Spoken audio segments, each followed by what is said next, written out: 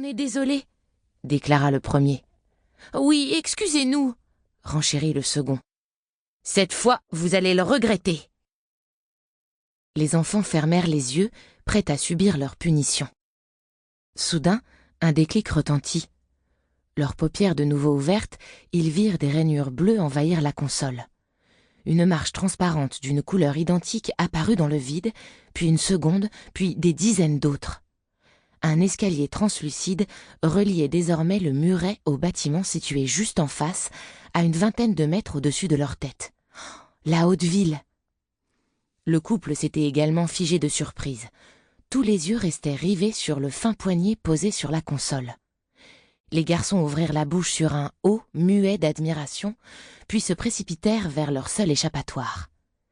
Ils sautèrent d'une marche à l'autre sans la moindre peur, sans un regard en contrebas. Quelques secondes s'écoulèrent avant que leurs poursuivants comprennent qu'ils leur filaient entre les doigts.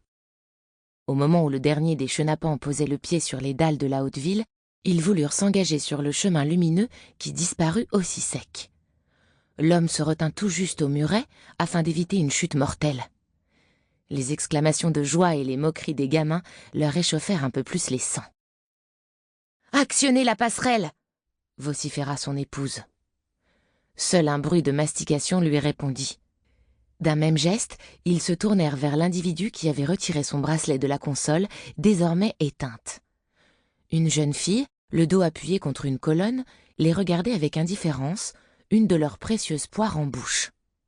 Aussitôt, la colère du couple changea de cible et se focalisa sur l'impertinente. « Comment oses-tu » cracha la femme. « Si les gosses ne peuvent pas actionner les passerelles, c'est pour une bonne raison !» Seul un haussement de sourcils lui répondit.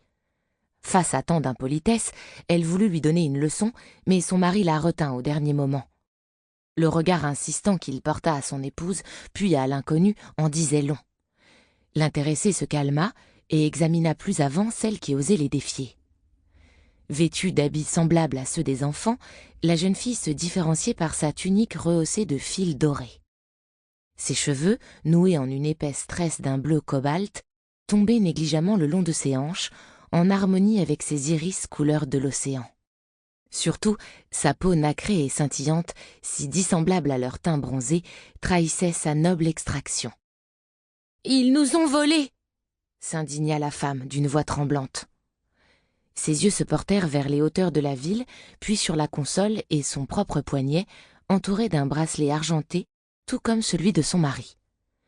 Elle ne tenta même pas de le déposer sur la colonne de marbre. Comme devinant ses pensées, la jeune fille lança le fruit dans son autre main, laissant au couple tout le loisir d'admirer l'éclat doré de son propre bijou. Puis, d'un geste gracieux, elle désigna les poires répandues au sol, comme si le couple aurait dû s'estimer heureux de retrouver leurs biens. Contre toute attente, la femme fondit en larmes et se réfugia dans les bras de son mari. Ses propos étaient quasi incompréhensibles. Seuls les mots « voleur »,« injuste » et « aristocratie » formaient une mélopée incessante sur ses lèvres. La fille aux cheveux cobalt leva les yeux au ciel et soupira d'ennui. Son bracelet claqua contre la console, pivota légèrement, et une nouvelle surface translucide apparut dans le vide, munie de rambardes transparentes. L'inconnu s'y installa, et la plateforme se détacha des pavés pour commencer à monter vers les habitations de l'autre côté de la cascade. L'homme lui lança un regard assassin qui ricocha sur la carapace de son indifférence. Aussi, la jeune inconnue les abandonna-t-elle là, avec leur foutue poire, et jeta la sienne dans l'eau. Le fruit n'était même pas juteux. Quelle perte de temps! Une diode de son bracelet en or ne cessait de clignoter depuis plusieurs heures. D'humeur sombre, Arcana s'obstinait à l'ignorer. Tout allait mal aujourd'hui. Cela avait commencé au réveil, lorsqu'elle avait retrouvé son tube de fond de teint vide. Certes, sa mère lui avait gentiment prêté le sien, mais il ne possédait pas autant de reflets scintillants. L'idée de présenter une peau terne devant ses amis la répugnait. Ainsi avait-elle demandé à ce qu'on lui en achète un le plus rapidement possible. Comprenez, le jour même. Toutefois, ses parents semblaient plus préoccupés par leurs affaires que par la détresse de leur propre fille. Aussi avait-elle dû prendre les choses en main. Après avoir déambulé le long des échoppes et questionné plusieurs Pour continuer à écouter